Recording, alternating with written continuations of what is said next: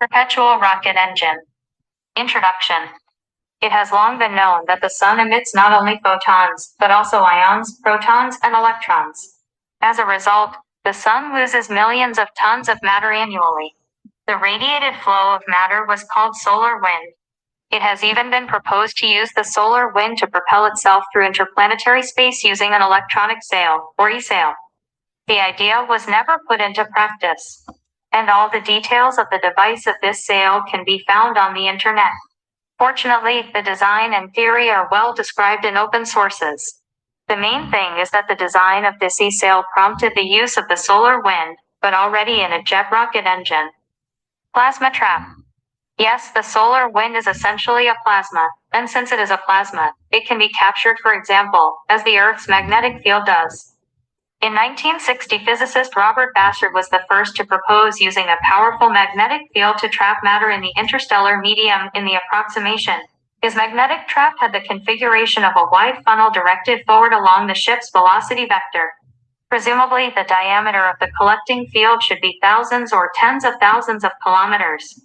An essential feature of such a scheme will be the almost complete fuel autonomy of the ship. But Bussard's rocket engine concept is focused on interstellar travel. In the interplanetary or in the solar system, the density of matter is much higher, which means that there is no need for huge trap areas. For example, the first satellite using an electric sail, the Estonian satellite IS-1. It had cables that were released outside, made of aluminum, only 15 meters long. And as the study of the Earth's magnetic field shows, even such a relatively weak magnetic field is able to capture and retain particles of the solar wind. And since capturing the solar wind is physically and practically possible, nothing prevents the use of captured solar plasma as a working fluid in plasma engines. Magnetic trap. Let's imagine that the plasma flows around a certain toroidal coil that generates a constant magnetic field. And yes, the magnetic field will become a trap for solar wind particles. Plasma particles will begin to spiral around the magnetic field lines created by the coil. Why this happens is also described in detail in the popular science literature. All particles of the solar wind with kinetic or thermal energy will actually be captured by the magnetic field of the current coil. And then, as they spiral, these particles enter the MHD accelerator, where they are accelerated by an electric current. MHD accelerator.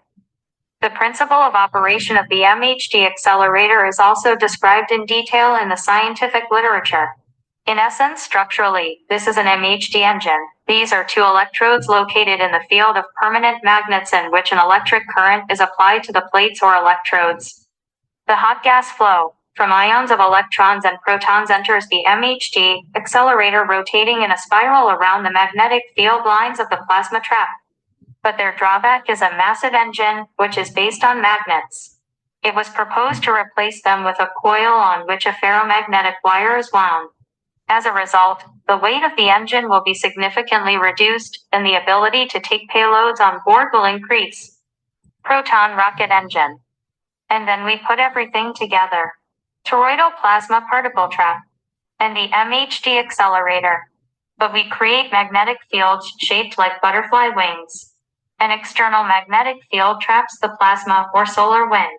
Plasma particles, rotating in a spiral around the magnetic lines of force, enter the central long channel of the MHD engine, where they are accelerated. What will drag protons into the accelerating channel? Diamagnetic response to an external magnetic field applied to protons. Drift occurs because protons remain diamagnetic, and therefore protons are able to move under the action of a diamagnetic force from a region of space with a strong magnetic density to a region where the magnetic field is less dense. Further, all just protons falling into a trap begin to drift after the electrons in one direction due to the attractive force between the electrons' Coulomb force and the second already diamagnetic force. The diamagnetic force actually pushes the protons and ions away from the magnetic plug, where the magnetic field density is high, into a less dense one. Further, the same force pushes the protons into the NGD, engine or pipe, where the final acceleration of charged particles is carried out. This configuration of the magnetic field near the trap is achieved in three ways. 1. Different winding diameter of the trap coil. 2. Different winding pitch at the trap coil. 3. Different diameter of the wire from which the coil is wound. There is another recommendation here. The device to turn on this engine will have to be refueled outside the Earth's magnetic field. Sunny wind. Since there is practically no solar wind within the Earth's magnetic field, and then only one solar wind is present. Space gas station. Naturally, the proposed system can also be used simply for filling tanks with a helium-hydrogen mixture. If, for example, the density of the solar wind is not enough for efficient operation of the engine, then it would be more logical to spend some time collecting wind particles. And in the future, to speed up the movement, it is possible to install automatic stations on space routes to collect the solar wind. And then the ships, if necessary, would be connected to them and fill the tanks with a gas mixture. Most likely, this would make sense outside the asteroid belt, at a considerable distance from the sun. Yes, space solar electric projects can be taken as the basis for space gas station. By adding magnetic traps to the blocks for generating electricity to capture particles of the solar wind. Protons, electrons, ions. Thus, part of the electricity generated at these stations will be used locally to collect the substance necessary for refueling spacecraft flying nearby.